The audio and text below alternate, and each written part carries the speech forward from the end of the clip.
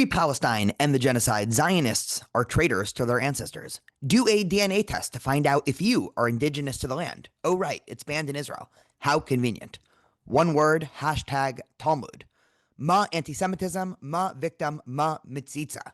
Welcome back to J Life with Daniel. Today I'm going to do another installment where I go through anti-Semitic comments, and this time break them down, talk about a little bit of the history behind them, and how you can respond the next time that you are scrolling on social media and see somebody commenting one of these really absurd allegations about Jews. So let's dive in. Let's start with the first one. Do a DNA test to find out if you are indigenous to the land. Oh, right, it's banned in Israel. How convenient. This idea that DNA tests are banned or illegal in Israel is a common anti-Israel talking point. It's also completely wrong. It also comes from a misconception or a misreading of an interesting debate in the Israeli public sphere, namely the definition over what makes somebody a Jew. Now, I can talk all day about this debate. Obviously, Jewish identity precedes our modern conceptions of religion, ethnic, and nationality. And needless to say, Israel in its early days was concerned that people would use alternative methods to try to prove their Jewishness. In the last 10, 15, 20 years, as DNA tests have become more prevalent, the last thing Israel wanted was for somebody, say, in Spain or Portugal to all of a sudden do a 23andMe test, decide or figure out that they are actually racially/ethnically Jewish, and then try to argue that they are eligible for the right of return. There's a lot to say about that interesting debate. You can imagine strong arguments for both sides, but it certainly is not illegal for somebody to take a DNA test in Israel. Israel does have stricter privacy laws than other countries, and there's a whole interesting debate even in America about the privacy of websites like 23andMe and whether or not they will sell your data to insurance companies and medical companies. That is a separate conversation. But in Israel, any Israeli who wants can pretty easily take a DNA test, but a DNA test is not sufficient cause for proclaiming your Jewishness, whether for any American Jewish community or for the right of return in Israel. So DNA tests are not outlawed in Israel. Every time you see this, because anytime the Jewish ancestral connection to Israel is brought up, you will see in the comments anti-Semites, and I've even heard this on campus in person from anti-Israel students saying that DNA tests are outlawed in Israel. This is just completely wrong. A quick Google search will alleviate and mitigate the misunderstanding here. Another comment, these people need to wake up. Apartheid everywhere is over. White supremacy is over. U.S., EU hegemony is over. Zionism is over. Listen to the Jewish anti-Zionist conference. Wake up or your suffering will just continue. Couple things to note here. One, I've never heard of the Jewish anti-Zionist conference. I'm sure it's a blast. But this is interesting because this explicitly connects the fall of Zionism in Israel to the fall of the West more generally, right? The US, EU hegemony is over. I'm going to guess. I'm not sure if this is a bot or if this is a real person. I almost hope it's a bot because, you know, what a poor guy to be typing up this comment. But this is probably coming from some sort of either Chinese or Russian anti-Western propaganda of alleging that the US and the EU and Israel are sort of on the evil side of the world. And then, you know, it begs the question, well, who are the good guys? The good guys are probably some mix of Iran, Russia, China, and those countries there. The end, I just want to highlight, wake up or your suffering will continue, right? This is, of course, just explicit anti-Semitism, the idea that if Jews do not believe the right thing, that anti-Semitism is somehow warranted or whatever, right? This is straight out of, you know, any type of medieval anti-Semitism. Let's go to the next one. Free Palestine and the genocide. Zionist. They don't even write Zionists, so it's incorrect grammar. Zionist are traitors to their ancestors, right? This is an interesting and false idea that Zionism is in some way completely antithetical to what many of our ancestors would have wanted. This guy, Tinafel, right? If you are listening to this, take a couple of minutes and peruse the Siddur, the Jewish prayer book, the Talmud, these thousands of years of rabbinic debates, medieval Jewish philosophy, medieval Jewish poetry. There you will see that virtually every single page is full of my ancestors and Jewish ancestors all over the world praying and beseeching God for being able to return to the promised land, Eretz Yisrael, the land of Israel. And so not only would our ancestors not have found the Zionist movement to be traitorous, they would have dreamed, it would have been beyond their wildest imagination if somebody like my great-grandfather, who was born in Eastern Europe, who survived the Holocaust, who ended up coming to New York, if he could have been alive for the founding of the state of Israel, that would have been beyond his wildest dreams. And certainly that is the case if you go back to the previous 2,000 years of Jewish history. Another comment, and this is actually an interesting one, and I want to take a little bit of time to talk about the history behind this.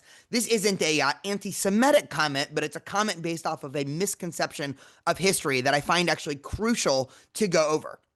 So this comment says as follows: "It's crazy to see how Zionist scholars have scrambled to rewrite history when it comes to Jews living under Islamic rule. Jews were able to live freely and able to practice their religion without discrimination because they were considered to be people of the book. When Muslims conquered Jerusalem, notice there were no Jews left in the area because of the Christian Crusades. So once they conquered, they welcomed and encouraged many Jews to move back to the area. Plus, Dhimmi status was not something humiliating.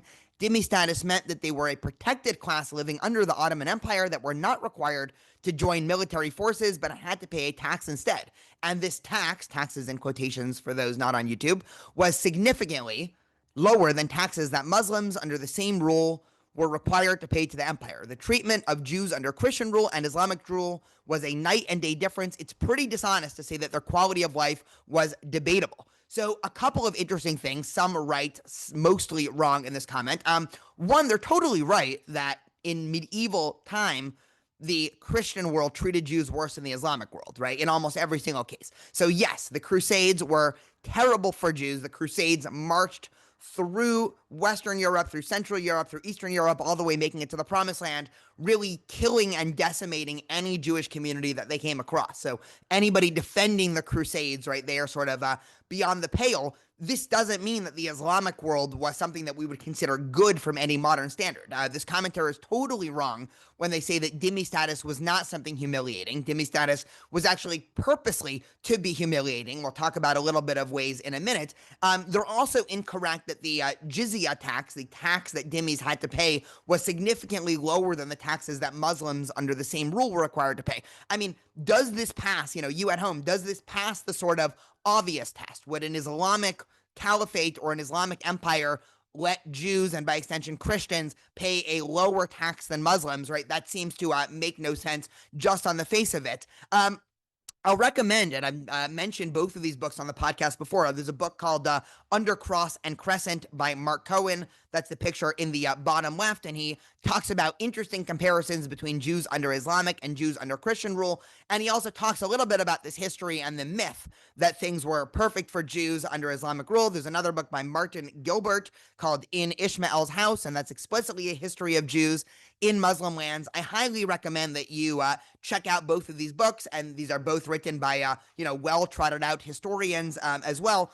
A couple of years ago, one of my students in my medieval Jewish philosophy class at the end, I'll give them a shout out because I think they listen to the podcast, John Paul and Donna, they got me this mug where it says, "What would Maimonides do?" And I like to keep this on my desk. This is usually what I'm drinking coffee out of during podcasts.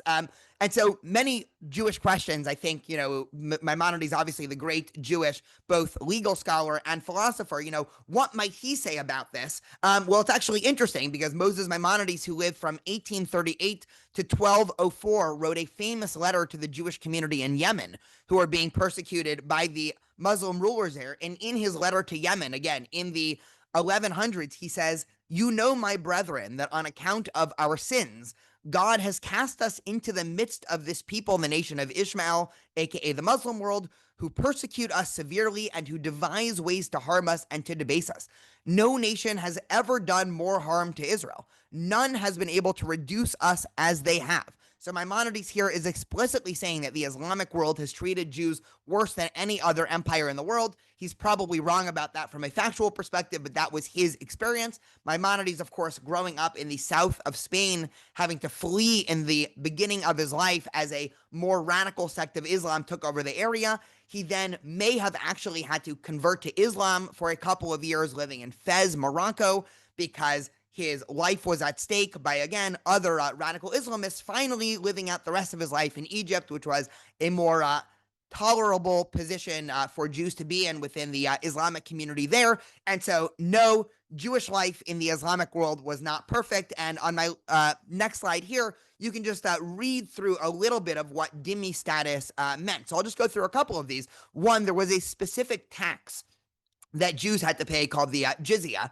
Jews were not allowed to carry any weapons, right? If you think about what, carrying weapons do, it allows people to be on equal footings of power, right? If all of your neighbors have weapons, but just one specific ethnic group is not allowed to have weapons. This is actually the case in America, where blacks were forbidden to have weapons for a long time because it creates a power imbalance between whites and blacks if you don't allow blacks to have any weapons, right? So Jews were in the same situation. Jews were not allowed to build new houses of worship or repair old ones without permission. So you want to build a new synagogue, you have to ask for new permission from the Islamic rulers. You're not allowed to have any public religious symbols. Jews are not allowed to proselytize, right? That was easy because Jews don't proselytize anyway, so that was mostly meant for the Christians there. Jews had to dress distinctively. A lot of people obviously know the yellow star from the Holocaust and the Nazis, but it was actually under Dhimmi status in the Islamic world that Jews were forced to start to wear the yellow star. Again, you can look up the history of that. Jews were not allowed to ride horses, right? That was considered too honorable for Jews. They had to only ride on sort of lesser animals, mules and donkeys. Jews were not allowed to give testimony in court against Muslims, right? So you get into a fight or a argument or a legal discussion or debate with your Muslim neighbor under Dhimmi status. The Jewish word was sort of assumed that the Muslim was correct. You can keep on going on. Jews had lower legal status. They were segregated in neighborhoods. There were areas that Jews couldn't buy property. There were humiliation rituals often when paying jizya in certain regions. And so this commentator, right, this is just such a misread of history. And as I've talked about on the podcast before, there are still academics and scholars of Jewish history that are still pushing this narrative that everything in the Islamic world was perfect until Zionism came along. Again, even if we don't think Maimonides is being completely historically accurate here, his own experience, and certainly the experience of the Jewish community in Yemen that he was writing these letters to, certainly understood that they were oppressed by the Islamic world. But I guess lived experience does not matter when Jews are involved. Let's move on for some more comments. This commentator says, the abuse of anti-Semitism we've all seen from all of you is finished. Keep crying on and proving exactly how you think. The whole world needs to hear your deranged understanding, or should I say misunderstanding. We never know with you, as you're also the globally renowned liars, right? So again, this idea that Jews are some global group that are lying and just putting untruths out into the world. One of the interesting themes with a lot of these commentators is I'm not actually sure if these are coming from the right or the left. If I had to guess, I would say this is coming from the right. But again, this idea that Jews are abusing anti-Semitism in order to, to trick the entire world into thinking something, right? This is obviously straight anti-Semitism here. Little Baby Lamb comments, one word, #Talmud. The Talmud has become an obsession with anti-Semites. The Talmud is a dense work, multi-thousands of pages, collected over 500 years of debate between both the land of Israel and various Jewish academies throughout Babylonia, modern-day Iran and Iraq. The Talmud contains a lot of material about a lot of things. Yes, the Talmud does say some negative things about Jesus. Perhaps I'll do another video on that one of these days. But many people for thousands of years, right, this was a common medieval Christian anti-Semitic talking point that the Talmud contains these plans for Jewish control and blood libel and control of the world once you get into anti-Semitic conspiracy theories in the 19th century. And so, yes, the Talmud oftentimes is brought up by anti-Semites as, have you read the Talmud, right? These people, of course, have never seen any Talmud. And so, just if you ever get into one of these conversations in person, I've had this actually a couple times on campus where people have said, well, doesn't the Talmud say X, Y, and Z? And I just sit there and say, oh, so interesting. Which tractate and which translation did you use? And they obviously have zero idea what they are talking about. Another comment, always the victim. Poor Jews. When you steal Palestinian land on behalf of oil corporations, then commit genocide, you have basically signed your own death warrant. Playing the victim is the bully's first port of call. So where is the next promised land? Cyprus? Nobody wants you everywhere. You have cursed Jewish people until the end of time. So I'm antiseptic. He misspelled anti-Semitic. Ha. Right, this idea that the Jewish connection to Israel has anything to do with oil connections, that's sort of laughable. There actually is not much oil in Israel. In the most oil-dense region that Israel once controlled is, of course, the Sinai that Israel traded for peace. So the history is completely off. Jews obviously have no interest in going to Cyprus, right? Israel is the ancestral and indigenous homeland of the Jewish people, right? We do not want Cyprus here. And so this is just a funny comment. I mean, the cherry on top is, of course, misspelling anti-Semitism to write antiseptic. One can do what they want with this comment. Somebody else comments, Jews should abandon their stupid beliefs in an impossible God. I have no idea what this comment has to do with Israel or Zionism. This person might find it interesting to realize that many early Zionists were actually secular. But again, I have no idea what he means by this.